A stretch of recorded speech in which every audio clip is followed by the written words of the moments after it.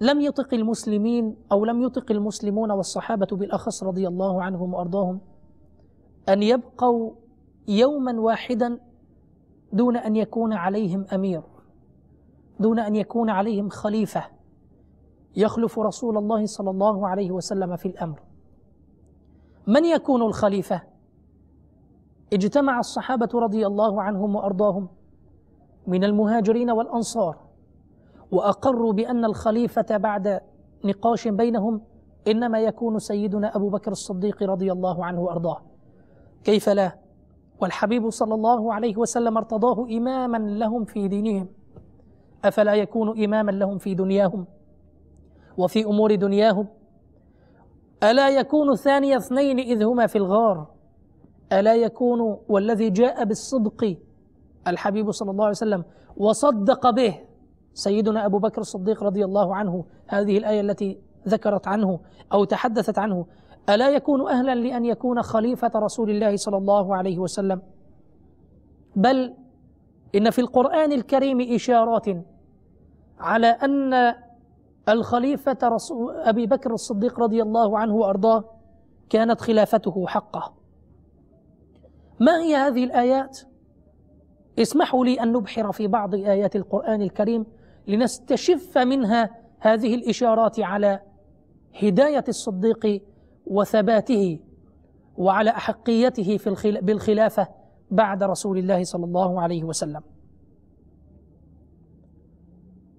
أول آية إخوتي في الله هي في سورة الفاتحة، في قوله سبحانه وتعالى: اهدنا الصراط المستقيم صراط الذين أنعمت عليهم غير المغضوب عليهم ولا الضالين.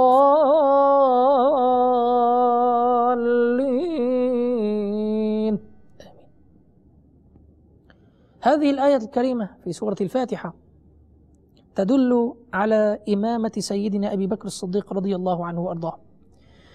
يقول الإمام محمد بن عمر الرازي قال: هذه الآية تدل على إمامة أبي بكر الصديق رضي الله عنه وأرضاه، لأن ذكرنا أن تقدير الآية اهدنا الصراط المستقيم تقديرها اهدنا صراط الذين أنعمت عليهم، بما أن الآية قوله اهدنا الصراط المستقيم صراط الذين أنعمت عليهم، جاءت الآية الثانية مفسرة، فالمعنى اهدنا صراط الذين أنعمت عليهم. جميل. يقول الإمام: قد بين الله سبحانه وتعالى في آية أخرى أن الذين أنعم الله عليهم من هم؟ قال في آية أخرى سبحانه وتعالى: فأولئك مع الذين أنعم الله عليهم من النبيين والصديقين والشهداء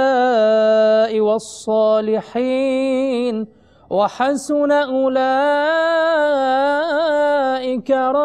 رفيقا.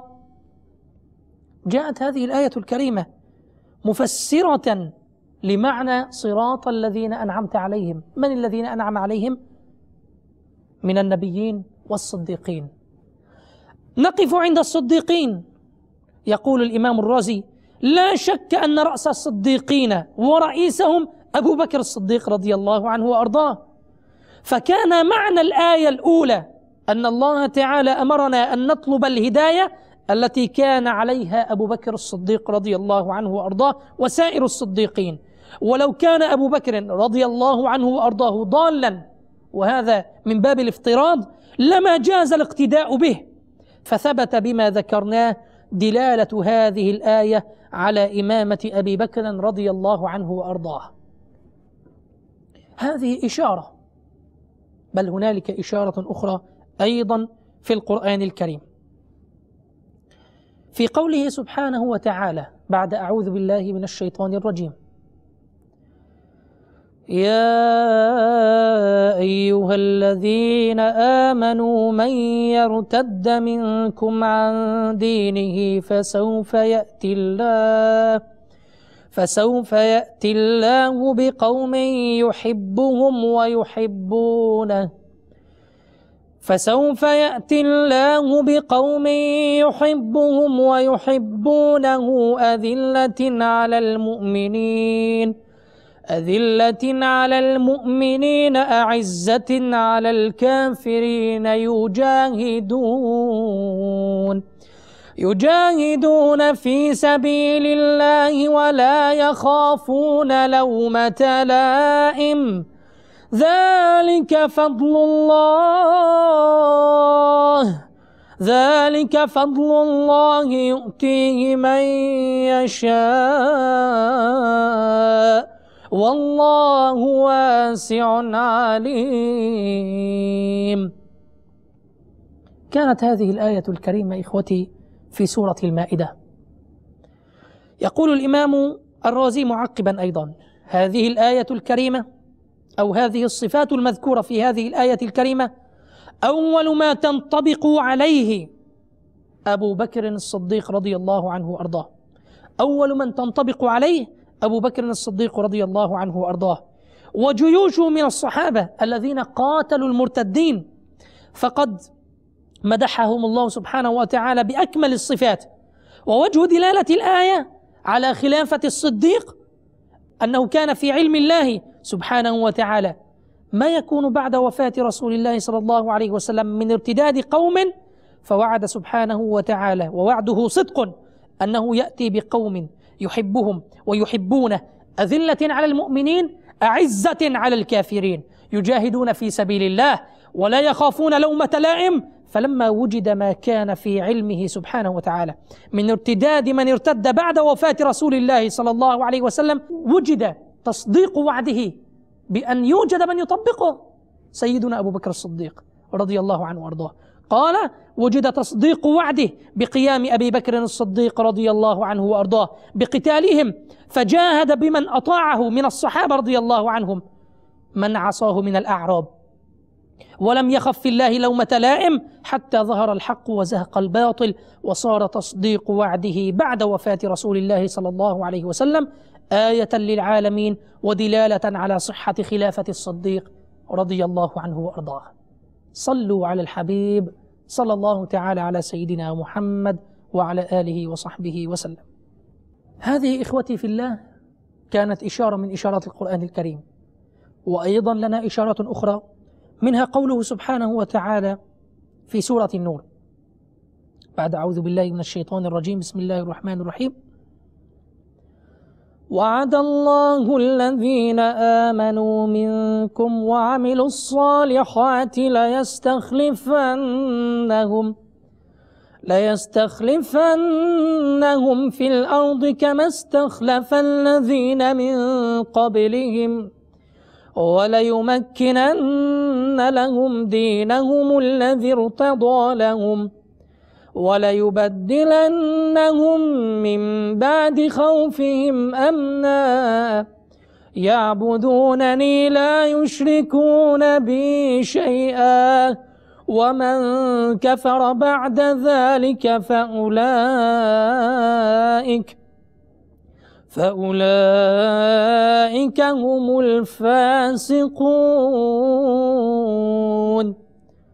يعقب الإمام الرازي رحمه الله أيضا فيقول: هذه الآية منطبقة على خلافة الصديق وعلى خلافة الثلاثة من بعده، فلما وجدت هذه الصفة من الاستخلاف والتمكين في أمر أبي بكر وعمر وعثمان رضي الله عنهم وعلي رضي الله عنه وأرضاه، دل ذلك على أن خلافتهم حق من الله سبحانه وتعالى.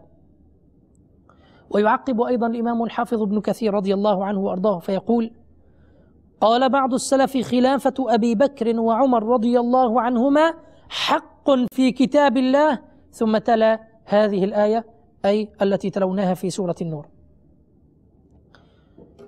آخر آية من الآيات التي أذكرها في هذا الحديث عن الإشارات في خلافة أبي بكر رضي الله عنه وأرضاه قول الله سبحانه وتعالى في سورة الحشر: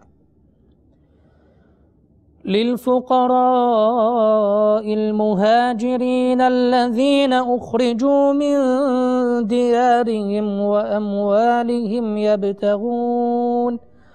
يبتغون فضلا من الله ورضوانا وينصرون الله ورسوله أولئك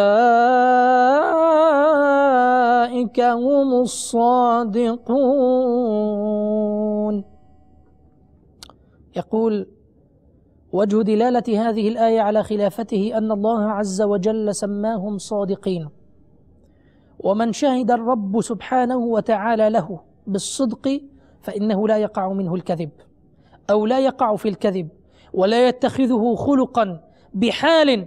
وقد أطبق هؤلاء الموصوفون بالصدق على تسمية الصديق خليفة رسول الله صلى الله عليه وسلم. ومن هنا كانت الآية دالة على ثبوت خلافته.